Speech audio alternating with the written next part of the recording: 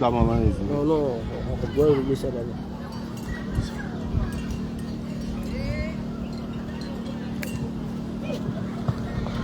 الله أكبر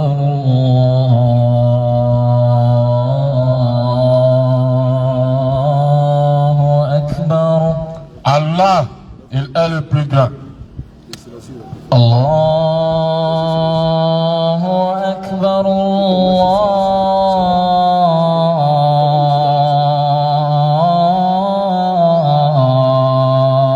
الله أكبر.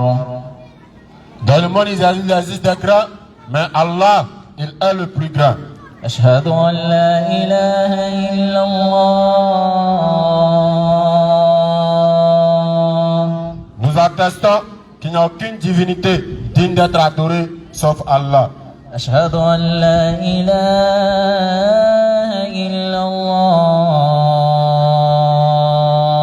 Une fois de plus, nous attestons qu'il n'y a aucune divinité digne d'être adorée sauf Allah. أشهد أن محمد رسول الله. Nous attestons que Muhammad est le messager d'Allah. أشهد أن محمد رسول الله. Une fois de plus, nous attestons que Muhammad est le messager d'Allah. حي على الصلاة. Nous vous invitons à ce qui va vous procurer le salut. Venez à la Sola, venez à la Sola. حي على الصلاة. Une fois de plus, nous vous invitons à la Sola, venez à la Sola. حي على الفلاح. Nous vous invitons au succès, nous vous invitons à la réussite, venez à la félicité. حي على الفلاح.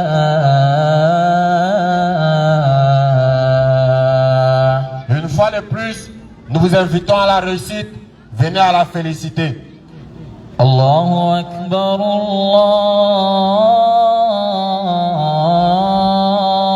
الله أكبر. Allah, il est le plus grand. لا إله إلا الله. Nulle divinité digne d'être adorée sauf Allah. أعوذ بالله من الشيطان الرجيم. الله لا إله إلا هو الحي القيوم. لا تأخذه سنة ولا نوم. له ما في السماوات وما في الأرض. من ذا الذي يشفع عنده إلا بإذنه. يعلم ما بين أيديهم وما خلفهم. ولا يحيطون بشيء من علمه إلا بما شاء. وسع كرسيه السماوات والأرض. ولا يؤوده حفظهما وهو العلي العظيم. صدق الله العظيم. صدق الله العظيم وبلغ رسوله الكريم ونحن على ذلك من الشاهدين. Allah, point de divinité à part lui, le vivant. Celui qui subsiste par lui-même, Al-Qayyum, ni somnolence ni sommeil ne le saisissent. À lui appartient tout ce qui est dans les cieux et sur la terre, et nul ne peut intercéder auprès de lui sans sa permission. Il connaît notre passé, il connaît votre passé, il connaît notre passé et notre futur, et de sa science, nous n'embrassons que ce que lui Allah il veut. Son trône al-Kursi déborde les cieux et la terre, dont la garde n'en lui coûte aucune peine. Parce que lui, Allah, il est le très haut. Parce que lui, Allah, il est le très grand. Voici présenté à vous le créateur des cieux et de la terre, celui que nous adorons. Il s'appelle Allah. Et avant d'entamer toute chose, nous allons vous saluer par la salutation des habitants du paradis. Cette salutation-là même qui transcende le temps et l'espace, qui n'est rien d'autre qu'assalamu alaikum wa rahmatullahi wa barakatuh. Alhamdulillah, souma alhamdulillah. Comme chaque mercredi, c'est encore un plaisir de nous retrouver ici pour venir parler de ce qui est essentiel pour l'âme, ce qui est essentiel pour la vie de l'homme, ce qui est primordial pour la vie de l'homme ici-bas et dans l'au-delà. Quelles que soient nos activités, quelles que soient les actions que nous menons, quel que soit ce que nous faisons, quel que soit ce que nous recherchons, la finalité de tout ça, c'est la tombe. Et après la tombe, il y aura le jugement. Et après le jugement, il y aura la récompense. Celui qui aura fait du bien, celui qui aura marché sur la voie d'Allah subhanahu wa ta'ala, il aura le paradis. Et celui qui va délaisser la voie des prophètes, qui va délaisser la voie d'Allah, lui aussi, il sera récompensé en fonction de ses actions. Si ce n'est pas le paradis, c'est que c'est l'enfer. Pour pouvoir, comme on le dit, nous sommes ici pour un examen. Pour pouvoir avoir un bon résultat, pour pouvoir avoir une bonne finalité, il faudrait que nous puissions bien œuvrer ici d'abord, afin de pouvoir espérer avoir un bon résultat dans l'au-delà. C'est comme quelqu'un qui est parti à l'examen. En fonction de ce que lui-même il a écrit, quelque part il peut espérer quelque chose. Il y a quelqu'un, lorsque lui quitte à l'examen, il espère avoir un bon résultat parce que chez lui, il sait qu'il a travaillé, il est œuvré. Mais il y a quelqu'un aussi, quand lui quitte à l'examen, lorsque lui quitte à l'examen, il y a quelqu'un aussi, lorsque lui quitte à l'examen, quelque part il est déçu. Quelque part il est désespéré. Parce qu'il sait aussi, soit il n'a rien écrit de bon sur sa feuille, ou bien lui-même, il n'est pas sûr de ce qu'il a écrit sur sa feuille. Donc lui comme ça, quelque part lui il espère un mauvais résultat. Donc en fonction de ce que tu fais, c'est en fonction de ça que tu espères. Tu ne peux pas être sur la terre, et puis tu ne vas rien œuvrer. Tu ne vas rien faire, et puis tu espères obtenir le paradis. C'est comme quelqu'un qui n'a pas travaillé. Il n'a rien fait. Il n'a pas demandé l'argent à quelqu'un aussi. Il est couché à la maison, et il espère avoir une récompense. L'argent ne peut pas quitter dans le plafond pour tomber. C'est deux cas. Soit toi-même tu es allé travailler pour avoir, ou bien quelqu'un est venu te donner. En tout cas, tu as mené une action, mais une action s'est passée pour que tu puisses obtenir un résultat. Donc quelqu'un qui n'a rien fait sur cette terre, il n'a pas adoré Allah, il a vécu comme il voulait. Tout le mal qu'Allah a ordonné, Allah a interdit, il a tout fait. Et lui là, il est là et puis il s'en fout. Bon, comment une telle personne peut espérer avoir quelque chose dans l'au-delà? Ça aussi c'est une doctrine de quelqu'un, ou bien c'est une doctrine des gens qu'on enseigne aux gens, en disant qu'on n'a pas besoin des œuvres pour être sauvé. Même étant sur la terre, même en prison, pour obtenir quelques privilèges, ça dépend de ta conduite. Ça c'est ce qui se passe entre nous ici, entre les êtres humains. Mais quelqu'un qui n'a rien fait, qui n'a pas œuvré, mais on dit qu'il suffit de croire en quelque chose, et puis automatiquement il est sauvé. Bon, si ce n'est pas la paresse, mais si ce n'est pas quelqu'un qui ne veut pas faire d'efforts, comment toi-même tu conçois ça? Ça veut dire que tu ne fais rien, mais tu obtiens quelque chose. Ça veut dire que tu ne mènes pas d'action, mais tu veux obtenir un résultat. Pour avoir un résultat, il faut qu'il y ait une action. Et c'est de ça qu'on vient parler ici chaque 16h. Tous les mercredis, de 16h à 18h. On ouvre le forum à tout le monde, quelle que soit ta confession religieuse, quelle que soit ta couleur de peau, ou quelle que soit ta situation géographique. Une fois que tu es ici, et que tu es un être humain, qui a toutes ses facultés en place, qui a une quelconque doctrine à présenter, ou bien qui pratique une quelconque religion, ou bien qui est en quête de salut, ou bien qui est là pour nous proposer le salut. On ouvre le forum à tout le monde. Le micro, il est là. Quelle que soit ta question, tu peux venir la poser aussi. Si on a la réponse, alhamdoulilah, on va donner. Si on n'a pas la réponse aussi, on va te dire, ah, on ne connaît pas, mais on va aller chercher, on va aller se renseigner pour revenir. Le forum, il est ouvert à tous. Raison pour laquelle, chaque mercredi, chaque fois que nous avons le micro, nous lançons un appel à tout le monde. Venez prendre votre part du salut.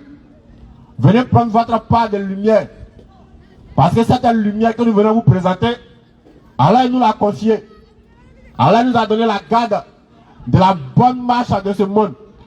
Dans la sourate 3, le verset 110, Allah s'adresse à nous en disant: Kuntum khairan ummati ukhrijat linnas ta'muruna bil ma'ruf wa tanhauna 'anil munkar wa tu'minuna billah.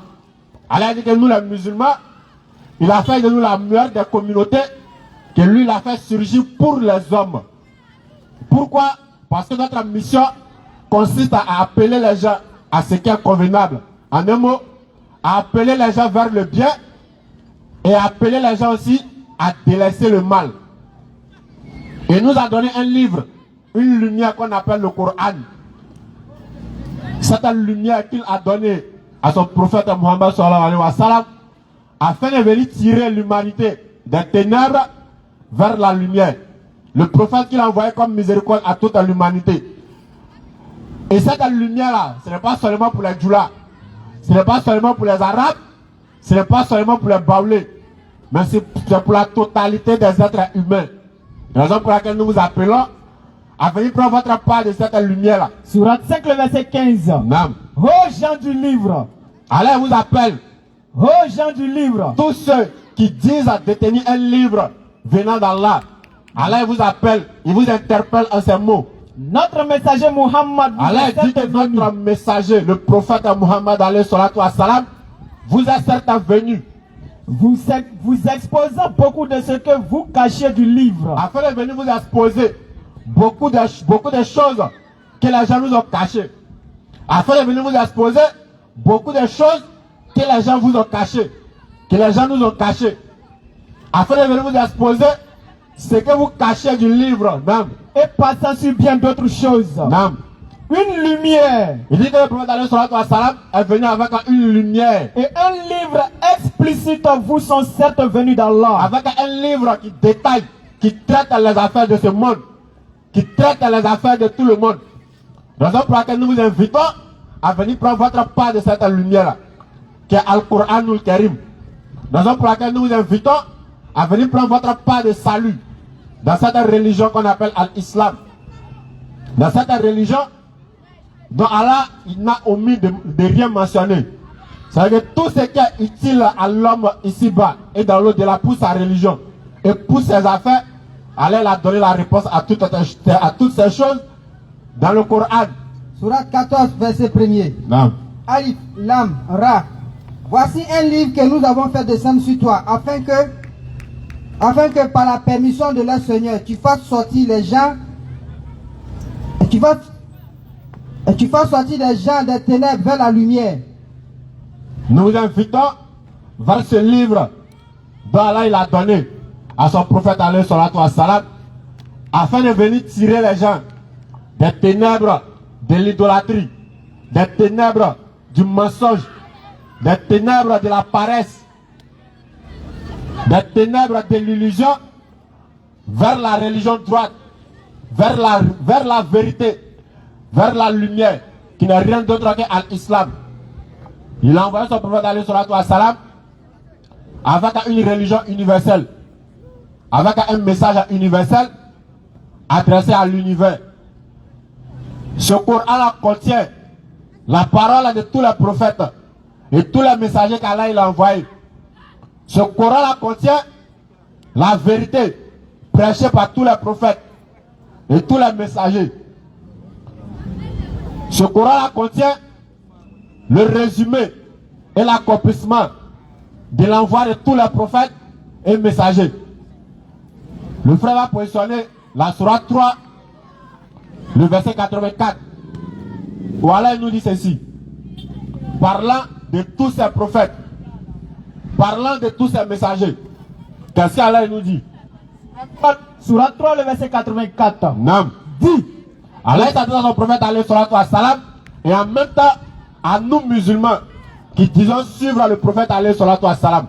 dit, Nam. nous croyons en Allah, Allah dit, Allah nous demande d'attester que nous croyons en Allah à ce qu'on a fait descendre sur nous, et à ce qu'on a fait descendre avec le prophète alayhi salatu wa salam, qui est le Coran, à ce qu'on a fait descendre sur Abraham, et au message qu'il a fait descendre vers Abraham, Nam. Ismaël, Sur Ismaël, Isaac, sur Isaac, Jacob Jacob et les tribus, et aux 12 tribus d'Israël. et à ce qui a été apporté à Moïse, Nam. à Jésus, Et à ce qui a été apporté à Jésus également, nous croyons que le prophète Isa alayhi salatu wa salam est venu avec un message, est venu avec un livre venant d'Allah. Nam. et aux prophètes. Et nous croyons aussi que le prophète Muhammad alayhi salatu wa salam est le dernier messager envoyé par Allah.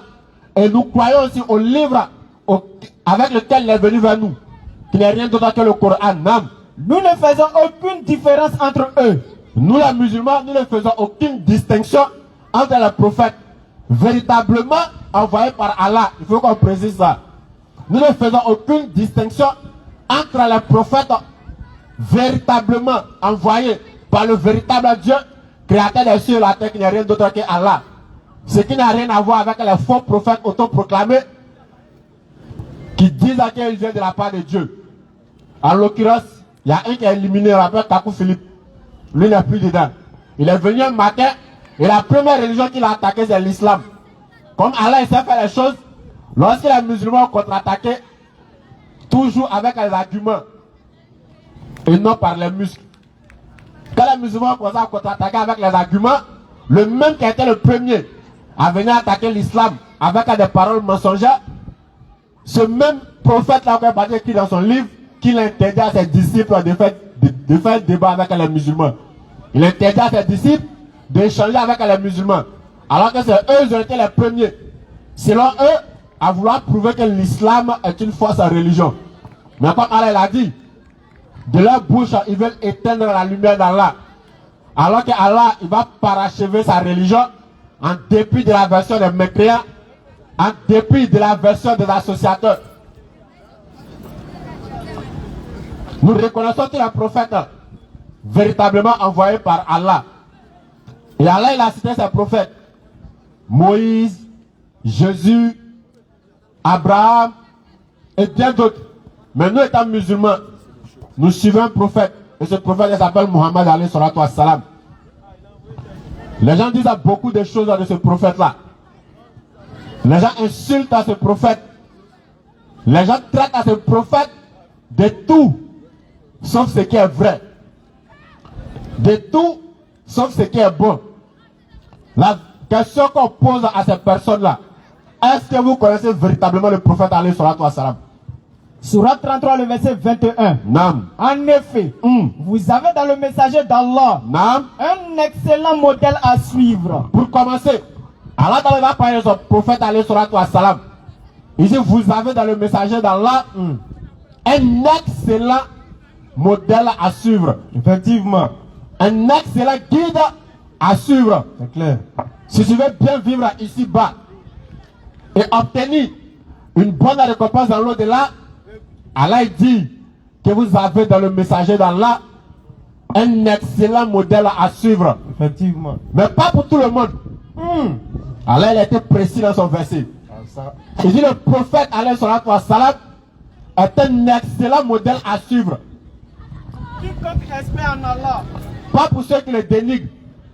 Pas pour ceux qui ont refusé par orgueil de le suivre. Pas pour ceux qui ont refusé de le suivre par paresse. Pas pour ceux qui ont refusé de suivre le prophète alayhi salatu wa salam parce qu'ils ont honte de prendre les ablutions.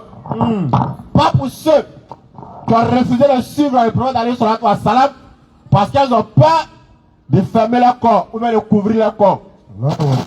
Allah dit, le prophète alayhi salatu wa salam est un excellent modèle à suivre. Pour quiconque espère en Allah. Pas pour tout le monde, mais pour quiconque espère en Allah.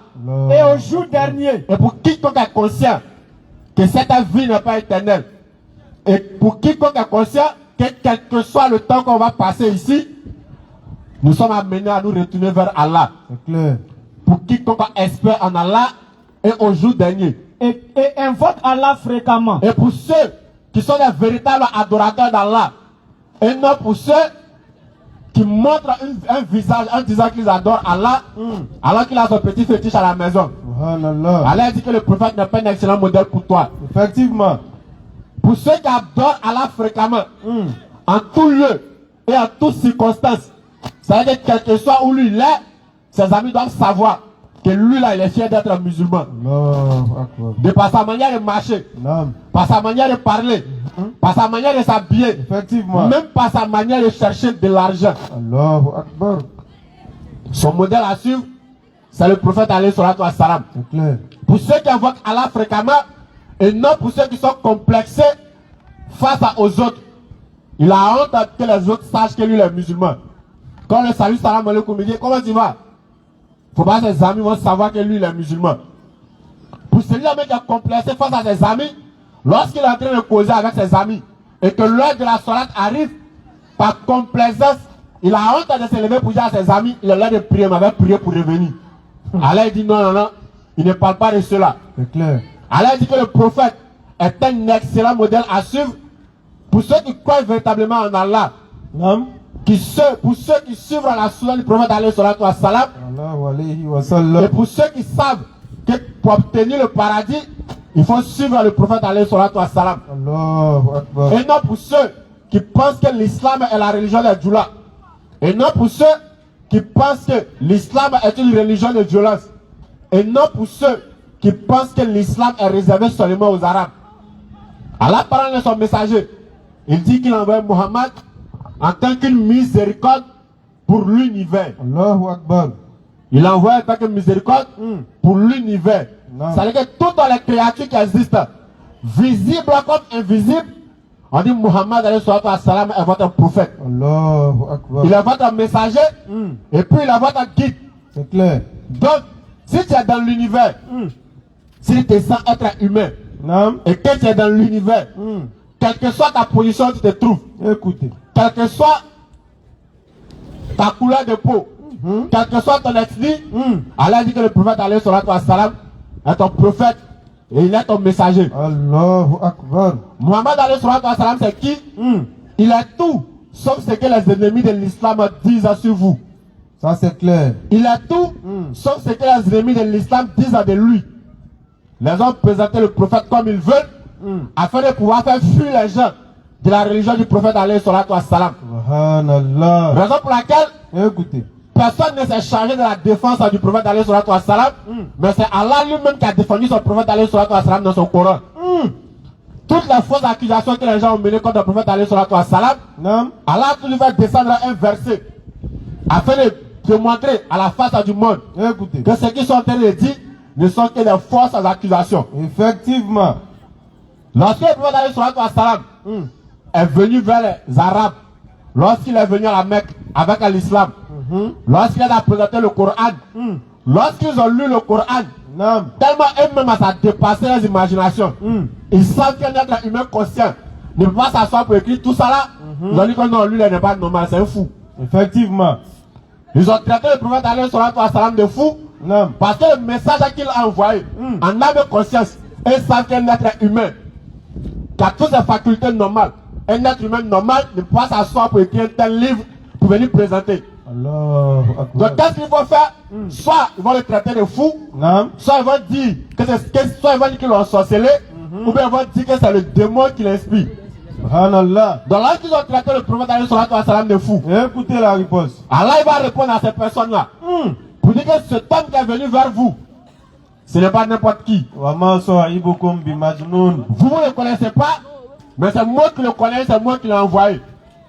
Dans la sourate 68, le verset 4, Voilà ce qu'Allah a dit de son prophète alayhi salatu wassalam. Allons-y. Sourate 68, le verset 4. Non. Et tu es certes d'une moralité imminente. Au verset 2. Au verset 2. Non. Tu, Muhammad, n'es pas par la grâce d'Allah, de ton Seigneur, un possédé. Allah dit que tu n'es pas un possédé. Tu n'es pas un fou. Parce que la parole que tu as envoyée, en vérité, c'est parce que ça dépasse leur entendement. Fort. Qu'ils savent qu'un être humain normal ne peut pas écrire ça là. C'est clair. Voilà pourquoi ils disent que non, ça là, moi là, il est possédé. Effectivement. Ils ont demandé à le prophète d'aller sur la salam. Ils savent que c'est pas un menteur. Parce qu'avant la révélation du Coran, il l'appelait Ahmed Al-Amin, le digne de confiance. Donc, comment les traiter de menteur? Devant aller étape par étape. Ils ont commencé à dire non, lui, André, il a commencé à délirer. Parce qu'on sait que c'est pas un menteur. C'est clair. Il n'a pas l'habitude de venir avec un faux message. Effectivement. Ou bien il ne dit jamais ce qui n'est pas vrai. Donc, c'est un fou. À la fin, descendre le verset pour lui dire, il n'est pas possédé. C'est clair. Ils sont allés encore plus loin. Ils ne sont pas arrêtés là. Après avoir lu le Coran, ils ne savent pas ce qu'ils vont dire. Parce que ça dépasse leur entendement. C'est vrai. Ils disent non, ça là, c'est le gars, c'est lui-même, il a inventé. Subhanallah. Peut-être qu'il s'est assis et puis il a écrit ce qui sied à son âme dans un livre pour pouvoir assouvir ses passions. Ou bien pour pouvoir assouvir ses désirs. Ils ont dit. Alors on va s'adresser à eux. Alors il va descendre se défendre encore son prophète alayhi salatu wassalam. La riposte. Dans la sourate 53, le verset 2 et suite. Allah dit wa ma yantiku anil hawa in huwa illa wahyun yuha. Et il ne prononce rien sous l'effet de la passion. Allah dit que c'est lui à qui est en train de dire qu'il a écrit le Coran venant de lui-même, ou bien il a écrit le Coran par passion, ou bien il a écrit ce qu'il pense, ou bien ce qu'il désire dans le Coran. Allah dit que celui-là même il ne parle jamais de lui-même. Il ne parle pas de lui-même. À plus forte raison, venir écrire des choses qui viennent de lui dans le Coran. Allah dit qu'il parle sous l'effet de la révélation. Ce n'est rien d'autre qu'une révélation inspirée. Non. Inspiré de qui? Que lui a enseigné l'ange Gabriel à la force prodigieuse. Allahu Akbar. C'est-à-dire que ce n'est pas une œuvre humaine. Ce n'est pas quelqu'un qui s'est assis dans une réunion ou même dans une réunion pour venir inventer les choses. Où on s'assoit dit bon, aujourd'hui on s'assoit réfléchir qui est Dieu. On dit non, c'est Jésus. On dit mais c'est ça Jésus, si Jésus est Dieu. Dans le livre qu'on nous présente comme étant le livre que Jésus a envoyé. Écoutez. Quelque part, ça prouve, quelque part on voit les versets qui montrent que c'est un être humain. Ils disent bon non, c'est vrai, si on dit seulement qu'il est Dieu, ça risque de créer problème. Effectivement. Donc, la décision c'est quoi? Il est 100% Dieu, en même temps il est 100% homme. Ce n'est pas de cette révélation là qu'il s'agit. Effectivement. Ce n'est pas la révélation où on s'assoit dans la réunion et puis on traite. On dit bon, pour pouvoir aller au paradis, qu'est-ce qu'on doit faire? Si on dit aux gens de suivre Allah, c'est nous qui détient la plus grande usine d'alcool. C'est nous qui détient les usines de préservatifs. Subhanallah. C'est nous, on détient tout ce qui est débauche. Si on dit aux gens que le message d'Allah consiste, ou bien le véritable message de Dieu consiste à quoi? Pour avoir le salut, il faut suivre les paroles, les révélations de Dieu, suivre son prophète, se débarrasser de tout ce qui est mauvais. Maintenant, la société ne va plus marcher. C'est clair. Donc, qu'est-ce qu'on doit faire? On s'assoit dans une réunion, on dit bon, voilà ce qu'on décide aujourd'hui. Le Dieu créateur des cieux et la terre, puisque les êtres humains ont péché sur la terre, il va envoyer son enfant va mourir, et puis il va pardonner le péché de tout le monde. C'est un vrai film. Là, si on fait ça, les gens ne vont pas se détenir de l'alcool, ils ne vont pas se détenir de la dépravation. Effectivement. Ils vont suivre la religion qu'on veut, et en même temps, nos business aussi vont continuer à marcher. Ça, c'est clair. Il ne s'agit pas de cette révélation, mais il s'agit de la véritable révélation, venant du véritable Dieu, créateur des cieux et de la terre, qui s'appelle Allah. Effectivement. C'est cette révélation, c'est cette religion-là qu'il a donné à son prophète alayhi salatu wassalam, qu'il est venu annoncer aux gens. Mais tellement ils sont dépassés, ils disent non, bon la soeur il est devenu fou, ou bien c'est lui-même peut-être, il a envie de faire certaines choses, donc il a mis ça dans un livre pour venir présenter aux gens comme une révélation. Est-ce qu'ils ont dit? Ça aussi ça n'a pas pris. Ils ont tourné jusqu'à, ils disent bon, on est traité de menteurs. Campagne de dénigrement, on se promène dans le marché, on se promène en ville, et on avertit les gens. Il y a un monsieur dans la ville ici qu'on appelle Mohamed alayhi salatu wassalam. Ce Mohamed là, personne ne doit l'écouter parce que c'est un menteur. Subhanallah. Ils ont commencé à propager ça dans la ville. Partout, ils ont commencé à propager ce mensonge là à l'encontre du prophète alayhi salatu wassalam. Mais comme le prophète alayhi salatu wa salam, ce n'est pas lui-même qui s'est envoyé, mais c'est quelqu'un qui l'a envoyé. Étant garant de cette personne-là, Allah subhanahu wa ta'ala va défendre son prophète alayhi salatu wa salam. Écoutez. Dans la sourate 6, le verset 33. Voilà ce qu'Allah va dire au prophète alayhi salatu wa salam pour l'apaiser. Comme dans ses attributs, il se déclare en tant que l'apaisant et le rassurant. Allahu Et dans Akbar. le prophète alayhi salatu wa salam, Surat 6, le verset 33. Nam, Nous savons qu'en vérité, ce qu'ils disent te chagrine. ils sont en train de mentir en ville partout à la Mecque que tu es un menteur. Ils sont en train de te dénigrer. Ils sont en train de te calomnier. Étant un être humain, ça c'est une parenthèse pour ceux qui disent que le prophète alayhi salatu wa salam est divin.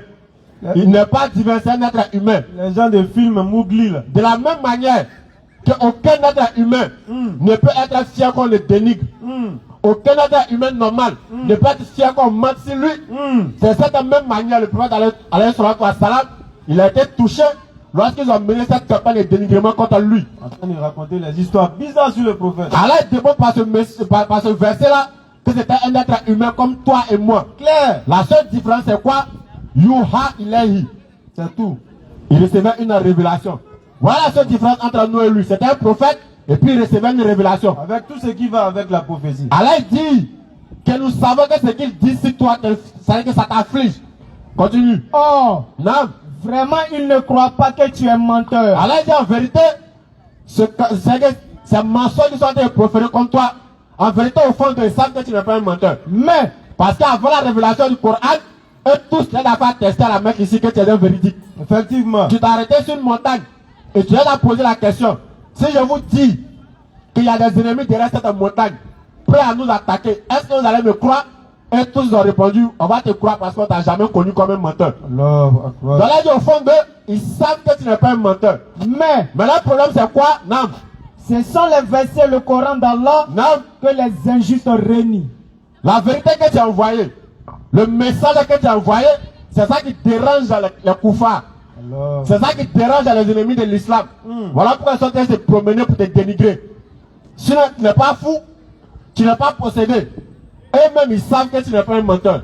Mais le message que tu as envoyé les dérange. Ça dérange à leur passion. Ça dérange à leur foi. Ça dérange à leur paresse. Effectivement. Parce qu'ils ne veulent pas travailler, ils ne veulent pas œuvrer, mais ils veulent aller au paradis. Alors que le Coran dit que pour aller au paradis, il faut faire le bien. Donc lui, en regardant son intérêt, ce n'est pas toi, il voit. Mais le message que tu viens lui présenter, ce message-là le dérange. Allah dit, rassure-toi. Il ne faut même pas les écouter. Au fond d'eux, c'est moi qui ai créé l'homme. Allah. Et je suis près de l'homme que sa veine jugulaire. Donc ils savent ce qu'il y a au fond d'eux. En vérité, au fond d'eux, ils savent que tu n'es pas un menteur. Allahu Raison Akbar. pour laquelle on va traiter le menteur directement. Ils ont commencé par quoi? On dit que tu es possédé. On dit que tu es fou. On dit que tu es ensorcelé. On dit que tu es ensorcelé. Hey. Madri. C'est bon, c'est bon. C'est bon, ok. C'est bon comme ça. Allons-y, bismillah. Raison pour laquelle on traitait de tous les noms. Avant de venir dire que tu es un menteur. Allah encore rassure son prophète. Nam, Mais ils ne se sont pas arrêtés là. continue. Dans la sourate 52, le verset 29, pour tout gâter. Puisque le Coran est venu avec des messages qui parlent du passé et qui parlent encore du futur. Allahu Ils Akbar. disent non, lui là c'est un divin. Non, c'est qui? Non, un homme normal ne peut pas dire ça. C'est que soit il a un esprit à côté de lui, Nam. donc c'est un divin. Alors qu'on va les répondre. Allah va parler à son prophète sallallahu alayhi wa sallam. Et qu'est-ce qu'Allah va dire? Rappelle donc, Non, et par la grâce de ton Seigneur, non. tu n'es ni un devin, Allah dit que tu n'es pas un divin. ni un possédé. Allah dit encore que tu n'es pas possédé. Ils ont menti sur le prophète et Allah il a nettoyé son prophète alayhi salatu wa salam. Mais pourquoi ils ont annoncé tous ces propos sur le prophète alayhi salatu wa salam? Parce que le message du Coran les dépassait. Allahu Akbar. Parce que, quelle que soit les sciences, parce que les Arabes étaient des gens très éloquents. Effectivement. Ils avaient la connaissance de ce qu'on appelle la parole. Donc lorsqu'ils lisent ce message-là, ils savent qu'un être humain normal ne peut pas écrire ça là. C'est clair. Donc qu'est-ce qu'il faut faire? Il faut dénigrer cette personne-là. Quand ils ont dit, on dit c'est un fou, donc maintenant vous venez tout gâter, on dit c'est un divin. Mais le prophète alayhi salatu wa salam, Allah peut leur montrer qu'il n'est pas n'importe qui. Dans la sourate 68, le verset 4, Allah va dire ceci de son messager. Wa innaka la'ala khuluqin azim. Allahu Akbar. Il dit tu es doté certes d'une grande moralité. Allahu Akbar. tout ce qui est bon comme caractère, Naam. tout ce qui est caractère de noblesse, Allah dit que tu es doté de tout ça. Allahu Akbar. Donc toutes ces accusations-là, ce ne sont que mensonges parce qu'il ne veut pas se prosterner pour adorer Allah. C'est clair. Tous ces mensonges qu'on dit sur les réseaux, tous les mensonges qu'ils publient dans les médias comme le prophète alayhi salatu wa salam, c'est parce qu'ils ne veulent pas faire leur ambition. C'est parce qu'ils ne veulent pas œuvrer pour avoir le paradis. C'est clair. C'est parce qu'ils ne veulent pas suivre le véritable message à donner à tous les prophètes. Naam. Voilà pourquoi ils inventent des choses contre l'islam, C'est clair. contre Allah et contre son prophète alayhi salatu wa salam. Allahu Akbar. Et nous, en tant que musulmans, Écoutez. nous sommes fiers de suivre ce prophète alayhi salatu wa salam. Parce que le suivant, il fait de nous des êtres humains. Le message qu'il a envoyé nous garde dans notre nature propre. Notre nature d'humain, notre nature de serviteur d'Allah. Parce que quiconque se détourne du message du prophète alayhi salatu wa salam, il se guide tout droit vers la perdition. Sourate 9, verset 128. Non. 7. Un messager pris parmi vous est venu à vous, auquel pèse l'outre des difficultés que vous subissez, qui est plein de solitude pour vous, Non. qui est compatissant et miséricordieux envers les croyants. Allahu Akbar. Parlant du prophète alayhi salatu wa salam, on dit nous avons dans le messager d'Allah un excellent modèle à suivre. Et on dit que ce messager d'Allah, Écoutez. il était miséricordieux. Alors qu'on va dire dans la sourate 3, le verset 159, Fabima rahmati minallahi linta lahum. Allahu Akbar. Walau kunta fazon ghaliz al-qalbi lanfadu min hawlik. Allah dit que c'est quelque miséricorde de la part d'Allah, que toi Muhammad tu étais doux envers eux. Si tu étais dur, aucun rude, les gens allaient s'enfuir de ton entourage. On dit Muhammad était doux. On dit c'est notre modèle à suivre. Maintenant la question qu'on va poser à tous ces musulmans complexés, Écoutez. qui ont honte d'affirmer leur islamité, qui ont honte de pratiquer la religion, De vous on parle. est-ce que le prophète alayhi salatu wa salam était complexé vis-à-vis de sa religion? Quand on parle de la religion, est-ce que le prophète alayhi salatu wa salam était complexé?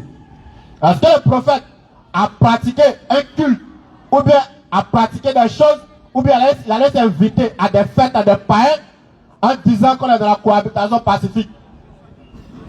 Est-ce que vous êtes plus pacifique que le prophète alayhi salatu wa salam? Allah dit que le prophète était miséricordieux. Mais est-ce que, au nom de cette miséricorde-là, Écoutez. il partait prendre part aux fêtes, aux cultes, ou bien aux actions qui sont interdites en islam? Question réflexion. Parce qu'on est dans la période de la de cohabitation pacifique là. Effectivement. On est dans la période.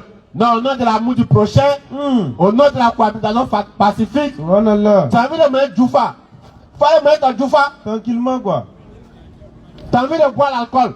Va boire ton alcool. On t'est caché. Mais comment tu peux te cacher derrière le prophète alayhi salatu wa salam pour dire le prophète est notre excellent modèle à suivre? Le prophète même était pacifique. Il a vécu les gens en paix à Médine. Et ce qu'il a vécu à Médine, tu as entendu qu'il a participé à une de leurs fêtes. Question réflexion. Inscrivez-vous déjà pour les questions. Hein. Le musulman ne fait rien qu'il ne connaît pas la base. Non. Il ne fait rien dont il ne connaît pas l'histoire. Il ne fait rien dont il ne connaît pas la source. C'est clair. Le musulman ne fait pas 31 décembre. Le musulman ne fait pas 24 décembre. Il a dit, hein. Le musulman ne fait pas 1er janvier. Effectivement. Sur ce, assalamu alaikum wa rahmatullahi wa barakatuh. Tu as mis le pied dans le plat, puis tu sors. أعوذ بكلمات الله التامة من شر ما خلق بسم الله الذي لا يضر مع اسمه شيء في الأرض ولا في السماء وهو السميع العليم سبحانك لا علم لنا إلا ما علمتنا إنك أنت العليم الحكيم رب زدنا علما يا كريم رب اشرح لي صدري ويسر لي أمري واحلل عقدة من لساني يفقهوا قولي Amen. السلام عليكم ورحمة الله وبركاته. Wa alaikum salam Aux wa musulmans rahmatullahi wa et aux barakatuh. musulmanes. Et bonsoir à ceux qui ne sont pas musulmans, qui se reconnaissent dans cette salutation. Je pense que mon jeune frère a bien remis le pied dans le plat. Non. Il a imposé, il a implanté aussi le décor. Naam. Et on remercie Allah subhanahu wa ta'ala. Et sachons, chers frères et sœurs, que la reconnaissance en Allah est une obligation pour le musulman, mais en plus de ça, c'est une très grande adoration.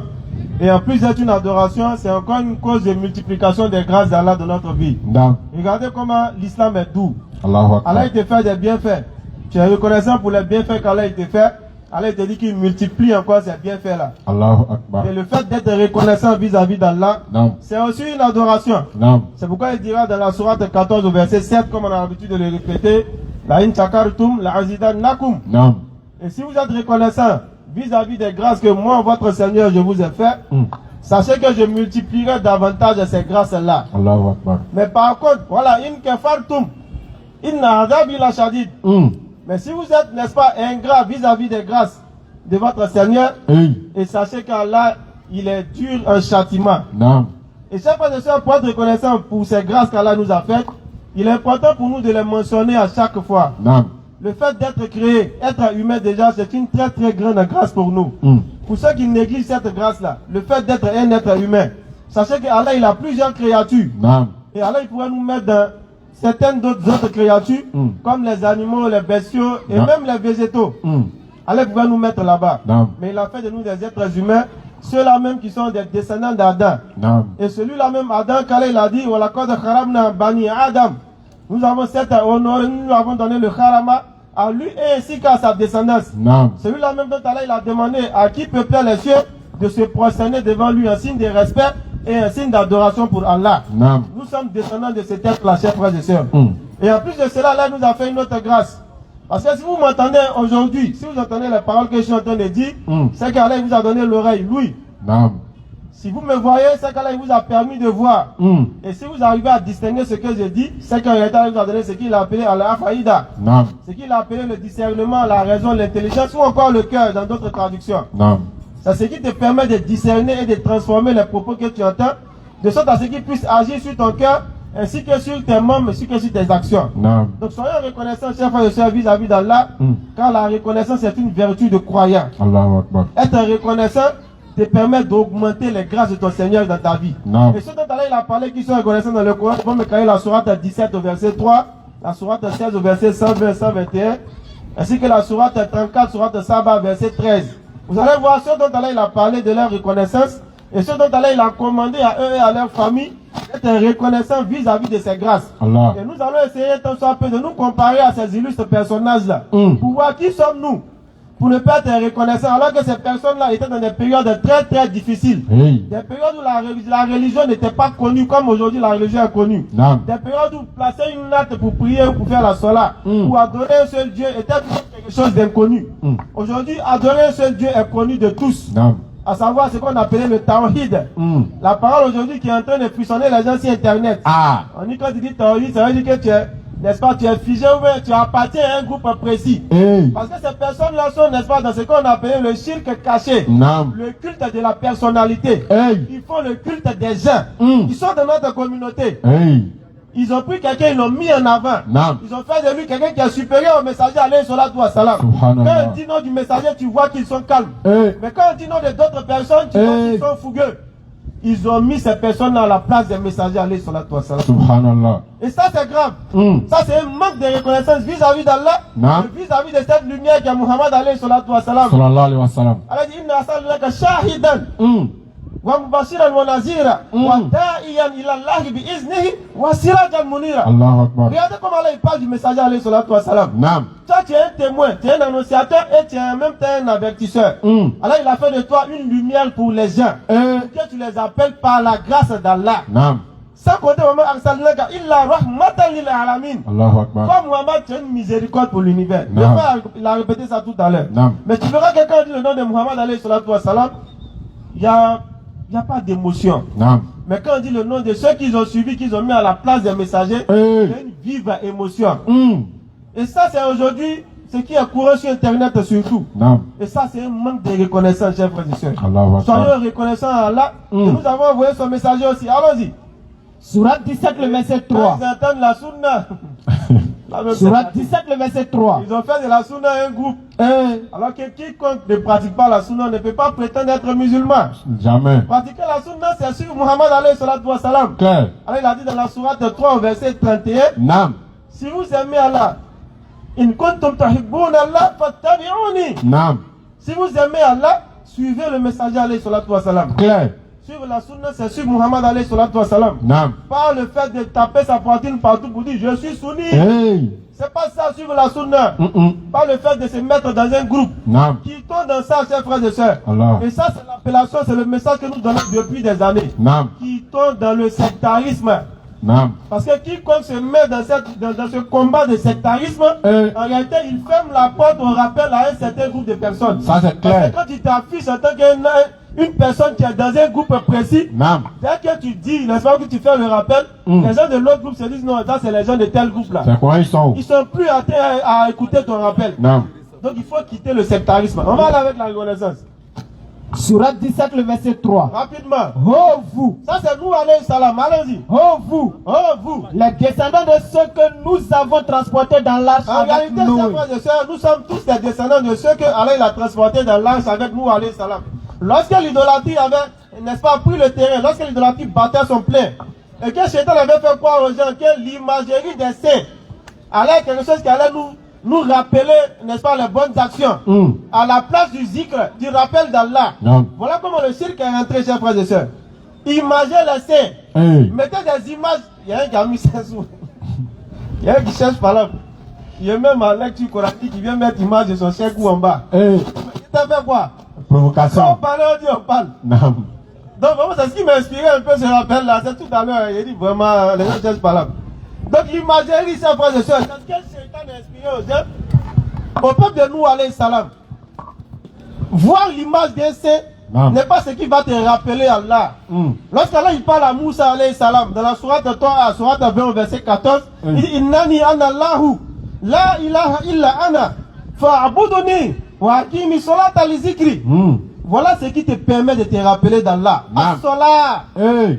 la salat. Naam. Prends tes ablutions et puis allez te mettre sur ton tapis, sur ta natte, ou même sur ton, n'est-ce pas, ta peau de mouton. Naam. C'est cela que tu te rappelleras d'Allah. Naam. C'est pas voir l'image de ton chékou. Quitte dans ça. Sois dedans. C'est pas mettre photo de chaîne de ton chékou sur ton cou. C'est pas ça qui a te rappelé On d'Allah. va pas te protéger même. Chaîne t'as mis sur ton cou là peut rien créer. Viens.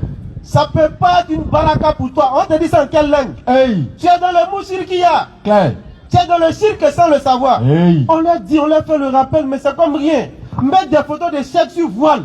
Ça apporte quoi comme bienfait à l'homme? Il faut Subhanallah. que la communauté se réveille, chers frères et sœurs. Quand on en parle, ça nous fait mal. Hey. Parce qu'on se demande, mais l'intelligence qu'Allah nous a donnée, Al-Afaïda, Hey. qu'elle t'a donné là? Là, la communauté Kouroun, pourquoi tu sois reconnaissant vis-à-vis de lui là? Tu as mis ça où? Et puis les gens vont jouer à toi comme ça, comme ballon de ping-pong. Hey. On te shoot ici quand on est content, on te shoot là-bas quand on est fâché. Muzalzabina ben azali. Ça dit, on prend photo de chèques où on met sur voile. Naam. Et puis toi, tu peux venir faire soir là avec. Pourquoi? Ah. Faut plus, il va te donner voile. Donc il faut que les gens se réveillent. Réveillez-vous. Ils ont trop joué avec vous. Naam. Celui qui te le dit n'est pas ton ennemi, au contraire. Celui qui te le dit en réalité, c'est celui-là même qui t'aime. Naam. Parce que Claire. ceux qui s'aiment, c'est ceux qui s'encouragent dans la, n'est-ce pas, dans la bienfaisance Naam. et dans la piété. Voilà, tahawanu ala al-ismi wal udwani wattaqullah. Naam. Ne vous entraînez pas dans le péché et dans la transgression, chers frères et sœurs. Donc on va aller avec la reconnaissance. Donc nous, alayhi salam, voilà comment Shaitan, il a apporté l'idolâtrie, les images. Prends image de ton ascendant, c'est-à-dire que de ton ancêtre qui était pieux là. Il faut mettre ça quelque part. Quand tu vois net, il te rappelle que, lui là, il faisait du bien. Un peu image là, c'est devenu statue. Naam. Un peu de rappeler de bien là. Les djinns sont rentrés dedans, ça devient quelque chose où on vient rendre le culte. Donc méfiez-vous de tout ce qui est imagerie. Naam. Quand on dépose quelque part, on dit non, ça nous rappelle quelque chose. Méfiez-vous. Naam. Shaitan l'a fait une première fois et Shaitan ne change pas sa sunna. Jamais. La même manière qu'il a égaré vos prédécesseurs, Non. c'est de la même manière qu'il va égarer vos successeurs ainsi que vous-même. Claire.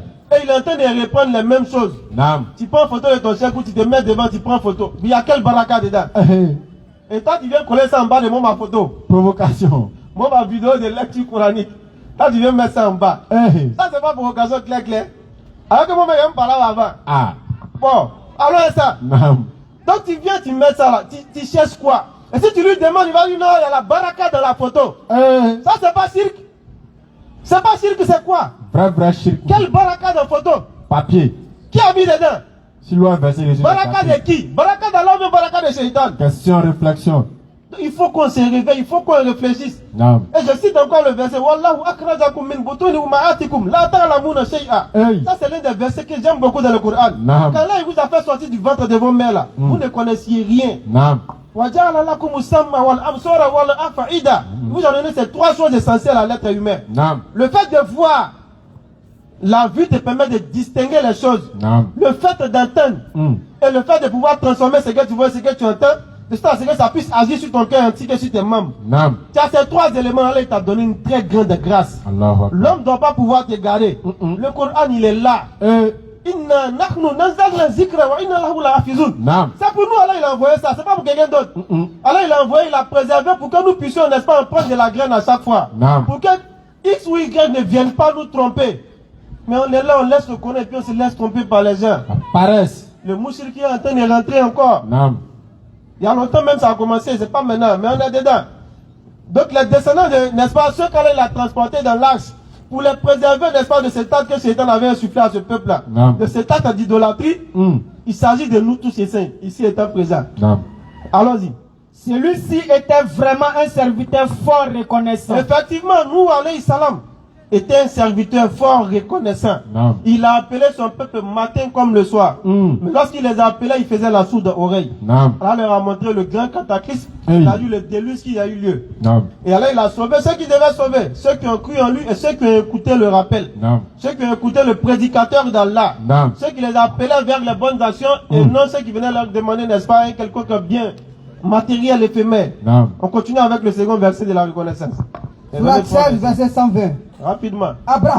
Ici, il s'agit de l'ami intime d'Allah. Abraham était Celui un guide parfait. Celui dont Allah dit qu'il était une communauté à lui seul. Abraham était un guide parfait.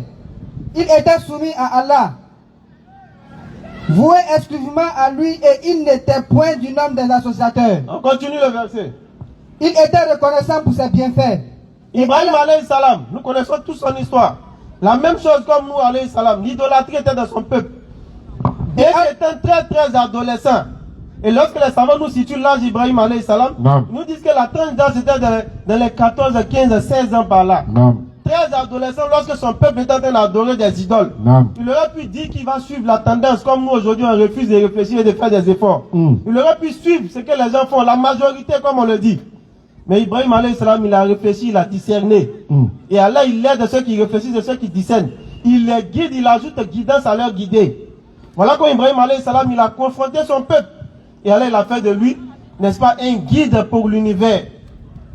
Allah, il a fait de lui un exemple pour toutes les générations à venir. Mais Ibrahim alayhi salam était quelqu'un de très reconnaissant. Et dans l'une de ses doigts que j'aime beaucoup, lorsqu'il finit de construire la Kaaba, regardez ce qu'Ibrahim alayhi salam il fait. Pour ceux qui, n'est-ce pas, sont pris par l'infatuation, ceux qui pensent que la guidée parfaite leur appartient parce qu'ils appartiennent à un groupe qui s'est fait nommer tel nom. Et pour eux, comme moi ici dans le groupe ça là, c'est qui est ici sauvé. Regardez Ibrahim alayhi salam. Allah dit wa iz yarfa'u Ibrahimul qawa'ida min al-bayt wa Ismaïl. Il finit d'élever les assises de la maison, la Kaaba. Regardez ce qu'il dit. C'est Allah même qui lui dit de construire Kaaba. Il finit de faire avec son fils Ismaïl. Et puis il demande quoi à Allah? Rabbana taqabbal minna innaka anta samiul alim. C'est Allah qui lui a dit de faire. Mais il finit de faire, puis il demande à Allah de faire quoi? Accepte cela de ma part ou de notre part. Naam. Toi qui entends et qui sais tout. Et la seconde doit être très importante. Naam. Waja'alna muslimayni lak. Nous on dit on est musulmans, on va au paradis. Ibrahim alayhi salam, est-ce que nous on était musulmans que lui? Question. Ibrahim demande à Allah de faire de lui un soumis à sa volonté. Vous dites que lui n'est à l'abri de l'égarement, chers frères et sœurs. Naam. Dans le sens de la reconnaissance, je vous raconte l'épreuve d'un frère. S'il y a des questions, vous envoyez, on va aller directement. Naam. Il y a un frère qu'on a rencontré une fois comme ça. Ce frère-là, c'est le frère des Daï, là, qu'on appelle Diamant Tablik. Ils l'ont pris et puis ils l'ont envoyé à la mosquée. Il allait, il a fait sa sola là-bas. Moi, j'étais de passage. Et puis, on est tombé sur l'histoire. Et le frère, ça faisait 3 ans qu'il n'a pas mis le front à terre pour adorer Allah. 3 bonnes années. Lui, il dit, lui, il prie plus. Naam. Va faire de Allah la même lettre, c'est vrai. Alors, lui, il prie. Lui, il jeûne. Et puis, c'est lui, épreuve le frappe seulement. Ah. Pour celui qui est, n'est-ce pas, dans cette situation-là. Écoute bien. Naam. L'épreuve, c'est quelque chose, hein. Parce que Allah, il est tellement merveilleux. Naam. L'épreuve, wallahi. Il y a plusieurs situations. Naam. Ou plusieurs portes de sortie. Soit Allah, il t'éprouve. Et puis après, il enlève l'épreuve sur toi. Naam. Soit Allah, il te fait mourir avec cette épreuve-là. Subhanallah. Mais ça ne veut pas dire que tu es un maudit. Ça ne veut pas dire qu'Allah, il veut t'humilier ou t'avilir. Non. Tout venant dans, tout ce qui vient d'Allah, chers frères et sœurs, est ce qui est bon pour nous. Naam. Et ce dernier-là, il dit que lui n'adore plus Allah. Lui il prie plus parce que lui il est éprouvé. À chaque fois c'est lui, le travail est gâté, c'est lui sa voiture est explosée, c'est lui encore sa femme est partie. Tout est bizarre dans sa vie. Donc depuis lors, lui il dit que lui il prie plus. Lui n'est plus dans l'affaire de Allah là. Il ne met plus front à terre. Donc lui il est devenu comme poulet sans propriétaire. Lui se promène comme ça. Il n'a aucune guidée, aucune guidance. Il n'a aucune direction. Il ne met pas son front à terre pour adorer son créateur. Subhanallah. Et voilà comment les frères l'ont pris, ils l'ont envoyé à la mosquée. Ils ont essayé de lui faire le rappel. Et puis bon, on est tombé sur l'histoire et puis il a commencé à raconter. Bon, bizarrement, bien avant même qu'il raconte l'histoire, lorsqu'on a pris la parole pour essayer de faire une petite motivation, on a parlé de l'épreuve. En disant que, regardez, chers frères et sœurs, l'épreuve, je le disais tantôt, si Allah il t'éprouve et que tu refuses d'adorer Allah, c'est pas ça qui fait que l'épreuve là va quitter sur toi. Ça ne peut pas régler ton problème. Ça ne peut pas régler. Alors que c'est Allah qui t'a éprouvé. Et le seul capable de t'enlever de cette épreuve-là, c'est bien Allah qui t'a éprouvé. Parce que l'épreuve, c'est pour t'élever. C'est un examen. Mais toi, tu dis non, l'examen est trop dur. Donc moi, je jette ma feuille. Tu veux perdre sur la liste des admis? Non. C'est pas possible. Alors que si tu passes l'épreuve avec bravoure, avec résilience, avec patience, c'est clair que tu réussiras l'épreuve. Tu t'en remets à Allah. C'est qu'Allah aura décidé que ça arrive, c'est ce qui va arriver. Soit Allah il va avoir pitié de toi, il va t'enlever l'épreuve. Soit c'est une épreuve, n'est-ce pas, d'enfantement. Il va faire, tu vas avoir un enfant. Ou bien même il va décider même que tu ne dois même pas avoir un enfant. Subhanallah. Mais en réalité, écoutez, s'il le fait, c'est que c'est ce qui est un bien pour toi. C'est que peut-être que tu allais avoir un enfant ou des enfants. Et ces enfants allaient être cause, n'est-ce pas, d'avilissement, d'humiliation pour toi, Fidunia. Des enfants comme Pharaon. Des enfants même qui allaient t'envoyer peut-être même dans le Akira en enfer. Parce qu'ils allaient être cause pour t'envoyer dans toutes les resocrois, dans toutes les voies de Garima. Donc ce cas-là, il fait c'est ce qui est bon pour toi, mon frère, ma soeur. Et ce dernier-là, il avait arrêté de prier. Il dit qu'il ne prie plus, lui n'adore plus Allah. Ils sont allés, ils l'ont tiré, ils l'ont envoyé à la mosquée. Il doit revenir encore musulman parce que lui, à la limite même, il a régné à Allah. Et par la grâce d'Allah, il est redevenu musulman encore en vie. Mais imaginez ceux qui prennent ce genre de décisions et puis ils meurent dans ça. Donc lui, il va aller dire quoi à Allah? Tu m'as éprouvé, donc il dit, il ne prie plus. Bon, est-ce que le fait d'arrêter de prier là, c'est ce qui a fait que l'épreuve est quittée sur toi? Est-ce que le fait d'arrêter de prier a fait que tu as eu ton boulot, bien ton mariage que tu cherches? Non. Réflexion, analyse. Remets tout à Allah, on le dit toujours. Remets ce qu'Allah il t'a envoyé à celui qui te l'a envoyé. Celui qui a envoyé la balle, ramène-lui la balle. C'est lui qui va savoir comment il va amortir ça pour toi. C'est tout à fait simple. Mais ce dernier-là, pour aller rapidement, pour terminer, pour revenir sur mon verset, ce dernier, il a repris la voie de la prière. Vous savez, il y a des personnes qui sont tellement faibles dans la foi. Allah, il les envoie, n'est-ce pas, l'épreuve, et il demande juste un petit effort de leur part. Ce dernier-là, c'était son cas. Un petit effort de sa part. Du moment où le gars, il a repris la route de la masjid, il a repris, n'est-ce pas, le tapis de la sola, il a recommencé à se prosterner pour Allah. C'est comme amusement, quoi. Lui-même, il est en train de t'expliquer ces grâces-là, non? Et puis, tu as l'impression que c'est film. Il dit, travail, là, on nous a appelés. Tout ça, là, on avait raté durant la période, là. Ça va venir un rappel. On dit amusement. 3 ans, ils vont payer ça un rappel. Ceux qui avaient payé, ils ont jugé qu'ils avaient été lésés. Donc ils vont payer. On ne te parle même pas de l'histoire des compagnons, on te parle de certains-ci. C'est un contemporain. Donc ils vont payer leur rappel. D'ailleurs, le jour où ils nous parlaient même, ils avaient déjà versé une petite partie du rappel. Tu sentais sur lui-même que ça va être fini. La joie a commencé à sortir un peu. Ça, c'est le propre de l'homme. Tout le mal qu'il a vécu, l'épreuve là, il a tout oublié comme rien. Si tu lui demandes, mais il y a 2 ans, tu étais dans quelle situation? Il a oublié. Il a oublié. Tellement le bienfait d'Allah était grand dans sa vie. Tout simplement pourquoi? Parce qu'il a, n'est-ce pas, repris foi. Il a repris confiance en Allah. Et il a repris la voie de la prosternation. La prosternation est un cadeau, c'est un trésor, chers frères et sœurs. Surah 2, le verset 155. Tu dis ça? Il faut dire. D'accord? Très certainement, nous vous éprouverons par un peu de peur, de faim et de diminution de biens, de personnes et de fruits. Et fais la bonne annonce aux endurants qui disent, quand un malheur les atteint, certes, nous sommes à Allah et c'est à lui que nous retournerons.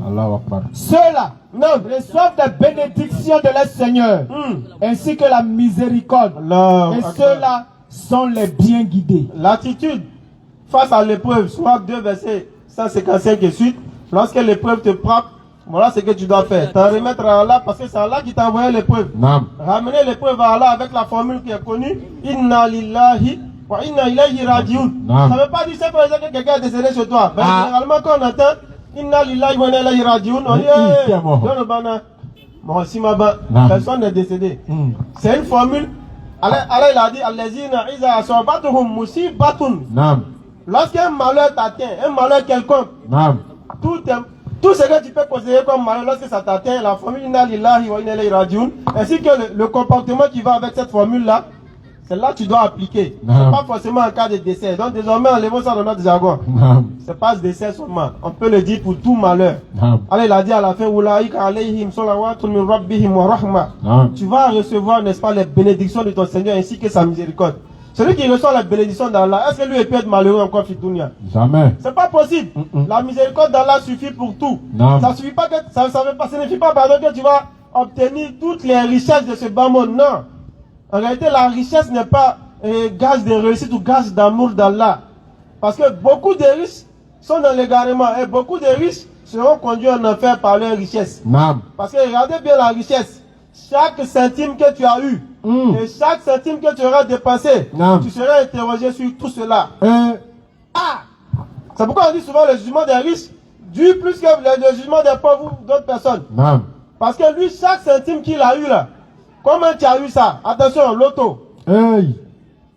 Lui, il allait couper un ticket quelque part et puis il a eu l'argent. Ça venait à lui. C'est ça, il a pris pour aller construire. Ah. Alors il dit, comment tu as eu là? Ah, il y a T'as eu le tiers comment? numéro là-bas, c'est sorti. Tu as misé un numéro, d'accord. Alors qu'Allah il a dit, Rijisur minam ali shaitan. Naam. En parlant des jeux de hasard, il dit c'est une abomination, c'est une saleté, c'est l'œuvre de shaitan. Clair. Et il a dit encore, Alam ahada ilaykum ya bani adama alla ta'budu shaitan innahu lakum aduwwun mubin. Naam. Et dans l'autre verset, il a dit fatakizu aduwa. Hey. C'est un ennemi pour vous, prenez-le aussi comme ennemi. Naam. Toi, tu allais faire l'œuvre de celui qu'on a appelé ton ennemi. Ah.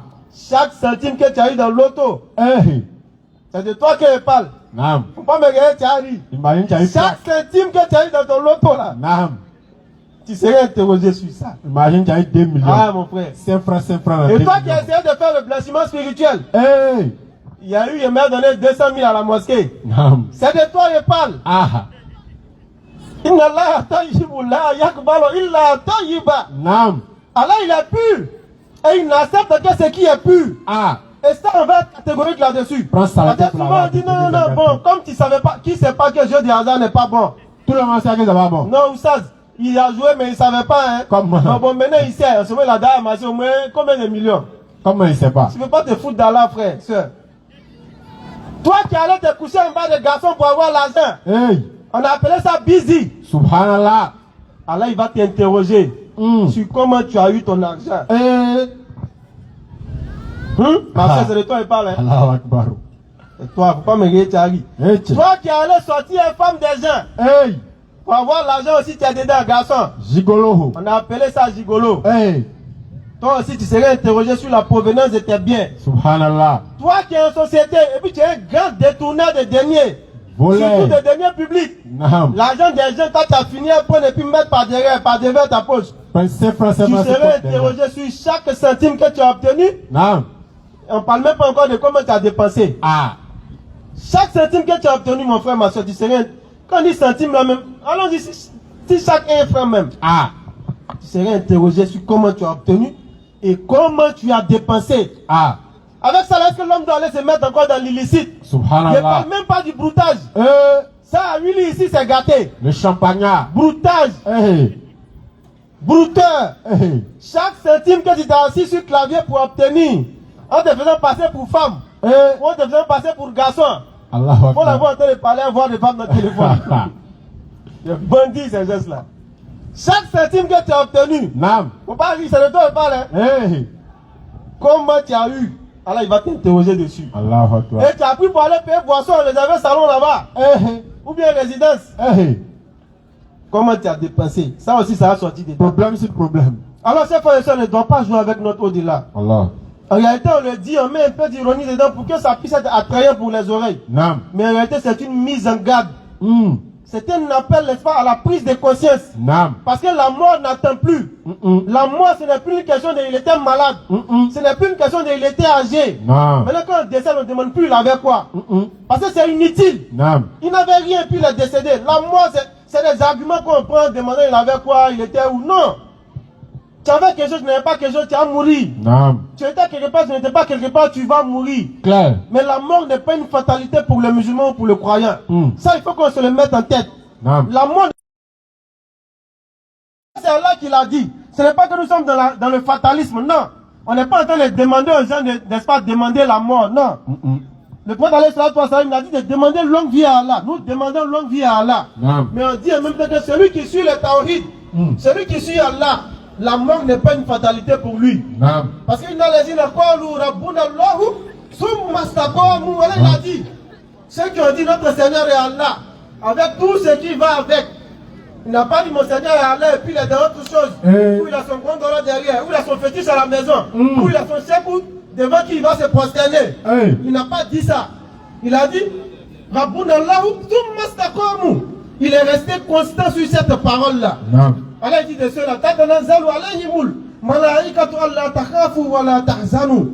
c'est ceux-là dont les anges vont descendre sur eux au moment de leur mort. Regardez comment la mort du croyant est doux. L'ange descend sur toi. Tel est nouveau-né, un bébé, à qui ils sont en train de faire une piqûre. Tellement ça lui fait, tellement la piqûre va lui faire un peu mal, la maman même tu la regardes, c'est comme si c'est elle-même qui est en train de subir la piqûre. Mais en même temps, elle lui donne à téter. En même temps, elle lui tapote, n'est-ce pas, les fesses, pour que la douleur puisse passer. Voilà comment le croyant il est en train de partir. Tous les bienfaits qui entourent, n'est-ce pas, la miséricorde d'Allah sont réunis.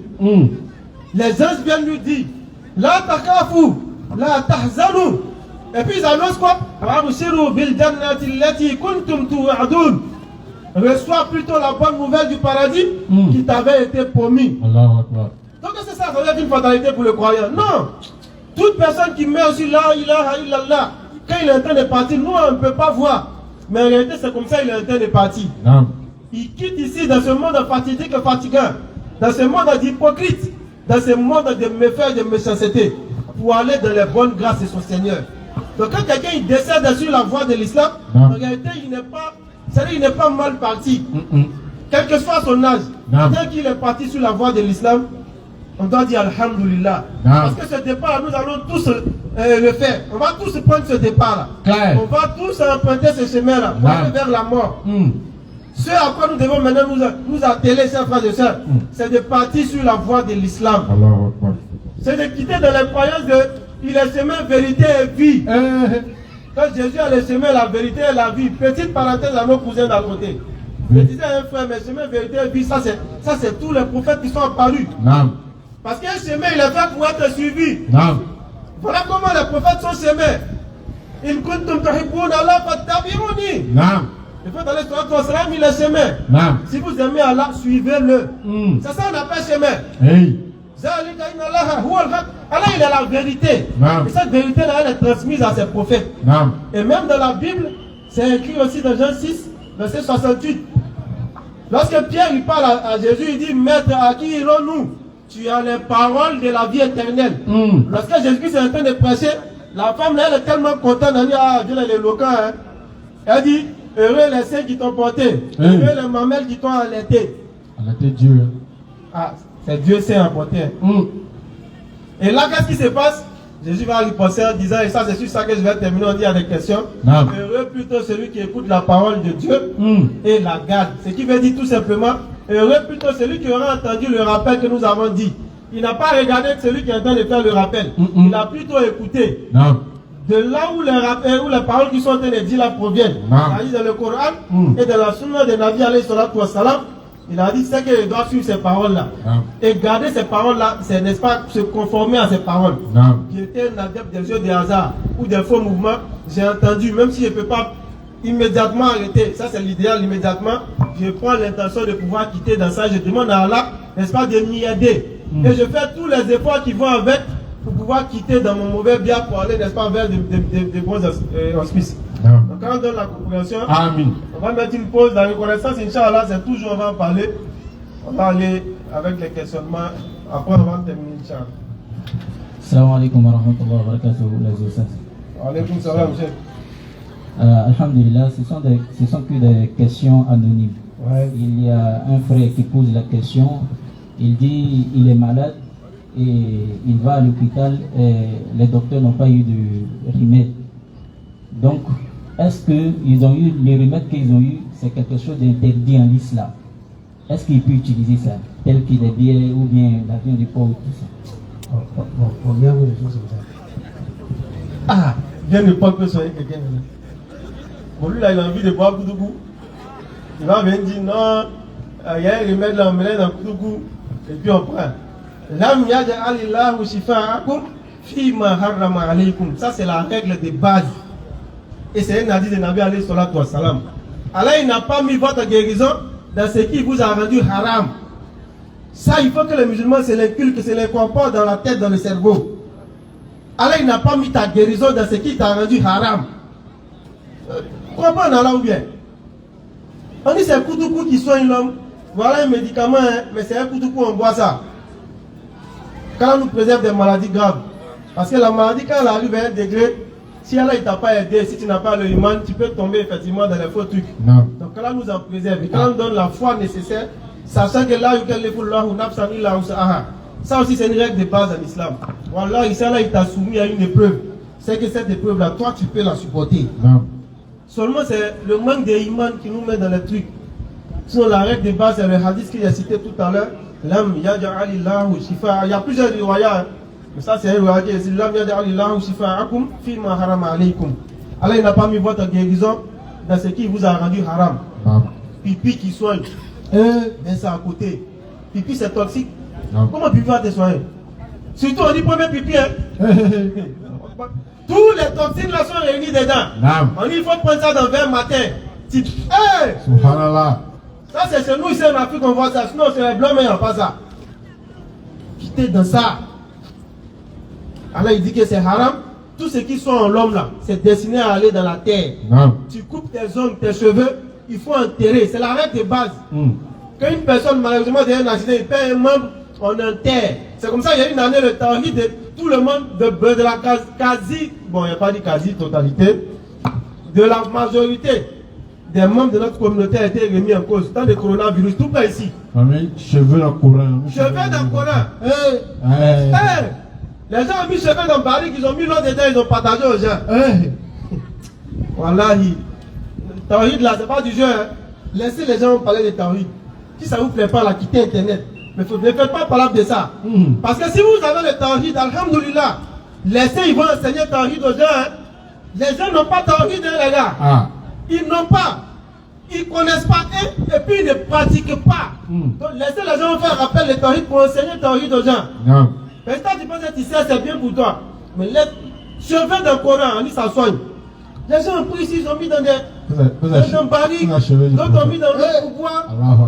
Il y a même, il y a vu là, on nous a envoyé son audio dans le groupe. Je le regarde beaucoup. Il dit, voilà, Oustaz, voilà, c'est la vérité. Moi, il a ouvert mon Coran. Il a vu cheveux là. Mais une fois que tu lis le Coran, cheveux c'est même pas Coran. Voilà comment nous on les a dit dans le temps. Je me souviens bien, on a fait le rappel.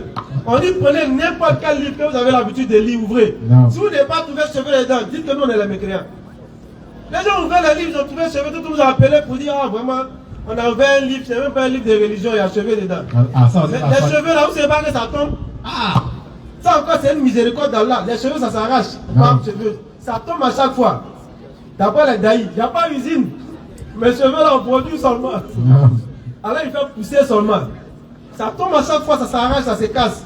Donc quand tu lis un livre, c'est normal que ça tombe dedans. Donc voilà comment ça tombe dans les livres. Et les gens ont pris. Beaucoup sont devenus, n'est-ce pas? S'ils ne le savaient pas, peut-être, sinon beaucoup ont fait le mouchirikia. Ils ont bu l'eau des cheveux. So, normalement, les cheveux, ça s'arrache là, il faut aller enterrer. La place de tout ce qui quitte sur l'homme là, c'est dans le trou en mer. L'homme, même quand l'homme quitte son corps là, il s'en où? Dans le trou. Nous, tout ça, c'est dans le trou en partie. Mais pour les croyants, ça sera, n'est-ce pas, la première station du paradis, chers frères et sœurs. Quand on passe de nous, des croyants, c'est véritable. Donc voilà la règle de base sur le soin. Koutougou ne peut pas te soigner. Allah, il t'a rendu ça haram. Bandit, Allah, il t'a rendu ça haram. Pipi de 6 h du matin, Allah dit que c'est haram, il faut le laisser. Mais c'est toxique. Tu dis ça à un bon médecin, il va te dire, mais tu vas te tuer. Avec toute autre chose qu'ils vont dire, une fois que c'est haram dans la législation islamique, sachez que ça ne peut pas vous soigner. Si vous avez la certitude en Allah. Parce qu'en réalité, c'est la certitude que nous devons chercher, nous tous. Toi, dans la foi, mais la certitude qui doit accompagner cette foi, on ne l'a pas. Mais Inch'Allah, on va en faire un rappel spécial.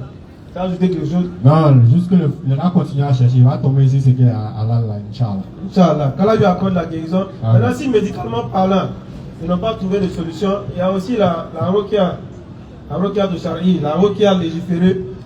Il faut vraiment regarder dans ce sens-là. Il ne parle pas d'aller chez les charlatans qui vont ouvrir le Coran. Aujourd'hui, ils sont beaucoup sur Internet. Beaucoup de charlatans sur Internet. C'est sur Internet dans les bons clients. Ils vont sur Internet. Consultation en ligne. Notre temps là. C'est un temps. Consultation en ligne. Il faut voir il y a fait un sikara. Le sikara, tu dois voir signe là même là. C'est quelqu'un qui a pas dans c'est quelqu'un qui. Il y a un gars qui a fait ça 2 jours sur Internet. C'est des paroles. Il a fait publication sur sikara. C'est des paroles. Donc, c'est là, moi, ils sont passés. Comment t'as dit que tu ne peux pas sikara pour les gens? Fais ton sikara. Chacun paraît ça là. Petit doigt, tu ne peux pas réciter. 2 à 4 seulement. À 2h du matin. Bismillah. Quand même dans la bonne compréhension, on va appeler le frère Kamara. Il y a beaucoup de questions anonymes, mais on va mettre le frère Kamara. Allons rapidement, il y a déjà 51. Salam alaikum wa rahmatullahi wa barakatuh. Salam wa rahmatullahi wa barakatuh. Ma première question est la suivante. Je voulais savoir en islam quelle est la différence entre les messagers et les prophètes. T'as fait un peu. D'accord? D'abord, la première des choses qu'on doit retenir dedans, c'est que tous les messagers sont des prophètes, mais tous les prophètes ne sont pas des messagers. Tous les messagers sont à la base d'abord des prophètes, mais tous les prophètes ne sont pas des messagers. C'est clair. Maintenant, les messagers aussi ont certains critères. À savoir, il y a d'autres qui sont venus avec des livres et autres. Le champ de mission, tout ça aussi, ça en fait partie. Le prophète, par exemple, lui peut être uniquement pour sa maison, pour sa famille. Tu vois, non? Lui, son message, là, son travail, là, c'est enseigner ses enfants, ces choses. Alors que quand il y a un messager, quand il vient, c'est encore un peu plus vaste. Les messagers ceux qui sont uniquement messagers, ou bien ceux qui sont uniquement prophètes, par exemple, eux ne viennent pas avec, par exemple, des livres. Mais les messagers, la plupart sont venus avec des livres. Donc, si vous savez ajouter un peu. Donc, il faut introduire la notion de livre, de kitab, comme on le dit. Généralement, les messagers, c'est ceux qui ont apporté des kitabs, comme il a dit, des législations. Et les prophètes sont généralement des revivificateurs. Lui, il y a un message qui est passé, il vient faire revivre le message. Il vient dire, il y a tel message qui est donné, le Tawhid, par exemple, fais ci, fais ça. Il vient faire revivre le message en question. Voilà, donc si on veut résumer, c'est un peu ça. Merci, ça c'est bien noté. Ma deuxième question est la suivante. Et bien savoir, en tant que musulman, est-ce que c'est normal d'aller chez un taramon? La consultation, comme on le dit. On consulte en islam, il a dit une fois au jardin, il dit il faut les voir en train de crier, les mécréants là. Il a vu aujourd'hui. Mais on consulte qui? Et dans quel cadre? Question. Il faut consulter Allah. On a donné ici Kara tout à l'heure. Non. Allah t'a donné une doigt. Quand tu as quelque chose à faire, il faut le consulter. Non. On a dit Surat 40, verset 60. Allah dit Oudoroni, astajib lakum. Non. Il faut m'appeler, moi, et te répondre. Qui peut dire ça à quelqu'un ici? Certitude, appelle-moi pour n'importe quel besoin. Donc consulte Allah, mon frère, ma soeur. Consulte Allah. La solution à ton problème est dans les mains d'Allah. Ensuite, maintenant, si tu dois aller voir un humain pour t'aider, c'est pas interdit. Mais il faut, je parle d'entraide matérielle. Hein. On dit l'argent, parce que ça peut être interprété. Voilà un peu moi, ça dit qu'on peut aller chez Cabo. C'est pas tu as besoin d'argent, par exemple, tu as consulté Allah, tu as demandé à Allah. Ensuite, tu peux aller voir un frère, n'est-ce pas, demander un prêt, c'est pas interdit. Mais la consultation, elle est carrément interdite en islam. Parce que quand on dit consultation, il ne faut pas se blaguer, on sait ce qui se passe. C'est soit les man qui étaient comme je les appelle, les Tourawuchi là, ceux qui écrivent là. La Tourkera, comme on le dit. On a croisé elle dans l'une de nos tournées. Il dit non, Ouzal, moi je vous suis, il vient nous flatter d'abord, il y a un résumé. Il vient nous flatter d'abord, il a limé sur ça en long et en large. Premier rappel dans cette ville-là, il n'y a pas ignoré la ville pour ne pas l'exposer. On a décortiqué leur histoire là. On a Gumba tout même. Parler comme Anoussia. Donc lui, ça l'a touché. Il nous suit depuis des lustres. Donc il est venu nous voir à notre résidence où on était. La résidence c'est la mosquée, là c'est notre résidence. Il vient nous voir là-bas, il dit lui, son latrou, son troubou là, lui il fait pas comme pour les gens. Lui il trace comme ça, prend ses doigts là. Il a fini à tracer. Si tu dois faire un voyage, il vient le voir. S'il doit avoir sida, s'il doit avoir les trucs. Lui il va, oui. Pourtant lui-même il sait pas, il meurt. Prenez la sourate de Safat. Vous prenez la partie là, les 10 premiers versets là. Alors il a parlé de ça là-bas. Safat, sourate 37 je crois. Où ça? Les charlatans qui se superposent pour aller écouter les nouvelles là-bas. Quand ils entendent une vérité, ils viennent donner aux charlatans, ils mélangent avec 1000 mensonges. Et puis ils prennent pour tromper les faibles d'esprit. Dans les sourates il était clair. Celui qui va consulter est devin. Mais c'est les devins qu'il s'agit. Aujourd'hui, le mot marabout a été galvaudé. Ils ont sorti ça de son contexte. Aujourd'hui, c'est devenu des prétextes pour les charlatans. C'est un charlatan, c'est un féticheur, on l'appelle marabout. Alors que ce n'est pas un marabout. À la base de marabout, c'est celui qui a la connaissance du Coran et de la Sunna et qui donne des solutions en fonction de ça. Aujourd'hui, les manquetables se font appeler marabout. C'est des charlatans, c'est des féticheurs. Sourate 37, le verset 6. C'est maintenant, allons-y. Nous avons décoré le ciel, le plus proche d'un décor, les étoiles, afin de le protéger contre tout diable rebelle. Ils ne pourront être à l'écoute des dignitaires suprêmes, les anges. Ils se superposent pour aller écouter là-bas. Alors il dit quoi? Lis le verset rapidement. Car ils seront harcelés de tous côtés et refoulés. Il va les envoyer un mouvement qui les fait. Donc c'est ça, ils vont écouter, ils envoient ça au charlatan. Il va dire une vérité. Il va mélanger avec 1000 mensonges. Et il va prendre pour avoir les plus faibles. Donc celui qui va consulter ces devins-là, dans le hadith de Nabi alayhi salatu wa salam, s'il a cru en ce que le gars a dit, il devient mécréant. S'il n'a pas cru, pendant 40 jours, la salat n'est pas acceptée. Sauf repentance sincère de sa part. Vous voyez comment c'est grave? Tu vas consulter simplement. Tu rentres sur le gars simplement, tu t'es assis. Il a fini de parler, tu dis c'est un menteur, tu n'as pas cru. 40 jours, c'est bizarre sur toi.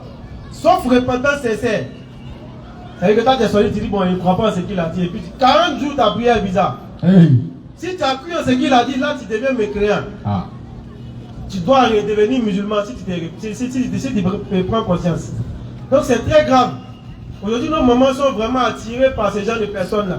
Il y en a même, c'est leurs amis intimes. Ils ne prennent aucune décision de famille, ou ils ne prennent aucune décision de leur famille sans consulter ces charlatans-là. Quand son enfant doit se marier, son enfant doit voyager, son enfant doit commencer un travail, l'enfant vit qu'à la moitié elle va appeler le gars pour dire vraiment il doit faire un niquer, mais il doit faire un flou à flair. Camoufler. Regardez quoi? Lui, il ne connaît pas sa vie. Ça sauve qu'elle. Il ne sait pas comment l'être humain il est. Alors, il a rendu les choses tellement faciles pour nous. La religion est facile. Mais on est là, on va dans la difficulté. Ce qui est légiféré, on n'a pas fini de pratiquer, on rentre dans ce qui n'est pas légiféré. On va s'en sortir comment? Sinon, dire est trop facile, voilà, la religion est trop simple. On va aller rapidement. Merci, Oustaz. Maintenant, Oustaz, ma troisième question est la suivante. Voilà, il voulait savoir, en islam, c'est à quel âge on peut faire le monde? Mais c'est pas si dans en quelle langue? La zakat. À quel âge en islam? C'est comme tous les actes d'adoration. Il faut être majeur. C'est pas une question d'âge. La puberté. La puberté. Voilà. Quelqu'un arrive à distinguer entre ce qui est on bon. parle des balus. Voilà. D'accord, ça. Maintenant, dans votre intervention tout à l'heure, vous avez parlé à faire des jeux hasard. Maintenant, il voulait savoir plus encore. Si les jeux hasard, bon, si tu joues, mais tu te réponds après, est-ce que Allah peut te pardonner? Et est-ce qu'on peut prendre l'argent des jeux hasard encore pour faire des sacrifices avec ça? Mais en même temps, il sait que quand tu jouais là, tu ne savais pas que c'était pas bon. Ou bien, non, pas toi. Hein. C'est la personne qui jouait La pas. personne qui jouait là ne savait pas que c'était pas bon. Il a dit ça tout à l'heure. Non, vous savez, quand il jouait là, il ne savait pas que c'était pas bon. Mais après, il a su. Ça, c'est quand il a eu le jeton. Hein. Là, il a su que c'est pas bon. On veut blaguer Allah. Mais il fait, mais alhamdoulilah, il arrive à pratiquer, il arrive à faire ses 5 prières. Allah il dit que c'est une abomination. Surat 5, le verset 90. Allons-y. Oh les croyants. Si tu es croyant, hein, c'est de toi que ça parle. Oh les croyants. Le vin, le jeu des hasards, les pierres tressées, Rapidement. les flèches de divination, ne sont qu'une abomination. Le mot est trop fort. Ne sont qu'une abomination. Œuvre du diable. Avec quelque chose qui est plus fort encore, il dit c'est l'œuvre du diable. Œuvre du diable. Écartez-vous-en afin que vous réussissiez. C'est assez clair. Le musulman, lorsqu'il se considère comme étant un musulman qui aspire à être croyant, il doit s'écarter de ces trucs-là. C'est-à-dire, on vous blague même, c'est l'histoire des jeux de hasard. Les gens cassés par rapport de l'élément, vous avez vu sur internet. Ils sont en train de jouer à vous. Mais derrière compte des mots, président Saojangue, lui, il a 1 milliard, il a 1 million. C'est l'argent fictif, c'est même pas vrai argent. Lui-même, il a pas ça. C'est-à-dire. Et aujourd'hui, tous les soi-disant influenceurs qui n'arrivent pas à s'influencer eux-mêmes, aujourd'hui, quand ils finissent, mon code promoteur. C'est que le système derrière, c'est quoi? C'est que celui qui s'envoie avec compte promo là, on lui donne un compte qu'on appelle compte démo. Compte démo là, c'est de l'argent virtuel, c'est fictif, c'est dessus. Maintenant, le gars va faire un coupon, il va mettre sur Facebook. Le coupon là va gagner 1 million. En vérité, lui-même, son vrai compte, il n'a pas 1 million dessus. L'argent, ils ont été présentés là. C'est pas vrai compte. Il vous flash avec. Donc, quand il voit 1 million, le gars, c'est un coupon là, c'est sûr. Lorsqu'il prend, lui-même, il s'en se met dedans, lui, il ne gagne pas.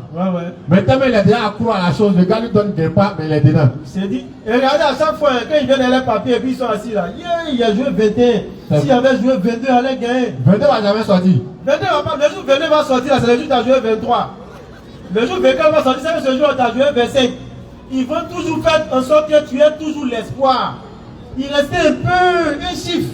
Il y a un qui me disait un jour, il ne me connaît pas, il pensait un jour. Donc, il passait, il y a ça là, s'il avait renversé ça là ici. Tu as renversé comment? Il faut espoir pour ne pas que tu renverses. Quand demain tu as renversé là, c'est l'autre là qui a sorti. Amen, pour ajouter, en fait, Chétan est trop dangereux. Ceux qui font la remarque, regardez. Nouveau joueur de jeu hasard, nouveau brouteur, il gagne toujours l'argent. Ça c'est Chétan ça. Et quand il rentre dedans nouvellement là, pas. Tu chicotes. Donc à ce moment, tu dis non, il n'y a pas l'homme. Au moins, tu as déjà ancré dans la chose. C'est-à-dire que tu ne peux plus te débarrasser là. Ça te laisse. Tous ceux qui vont lui dire, ça lui, ils vont lui dire, travailler 2000 par jour. Il va dire non, ça c'est foutaise. Souvent, il peut taper 2 mois et pas 2000. Mais Chétan l'a déjà mis dans l'illusion, il ne peut plus sortir. C'est clair. Donc, depuis qu'il rentre dedans, voilà, non, ça réussit. Je sais, c'est lui qui va construire une maison dedans. C'est au moment où il finit de tracer ses plans là, Chétan, faut attendre. Il était déjà eu. Lui reste. Donc, tout ça, c'est l'illusion de Chétan. Chétan jinx, Chétan être humain. Ils sont mis en featuring. Voilà. Donc attention à ces trucs-là. Maintenant, ce dernier-là, c'est comme ça. Hein. Il va dire, ouais, quand lui jouait, il ne savait pas. Après, lui, il a su maintenant. Comme maintenant, il sait, l'argent est là, il fait comment. Bon, non, on ne va pas rentrer dans les détails. Moi, tout ce que je peux dire, c'est qu'aujourd'hui, là, tout le monde sait ce qui est bon. Et tout le monde sait ce qui n'est pas bon. Si tu dis que c'est clair. C'est clair. Donc, aujourd'hui, là, si tu allais faire, c'est un toi et puis Allah. Là, tu as eu dedans, là. Si tu penses que tu veux faire le bien, ça tant mieux. Moi, il ne veut pas dire que tu n'as pas fait le bien avec.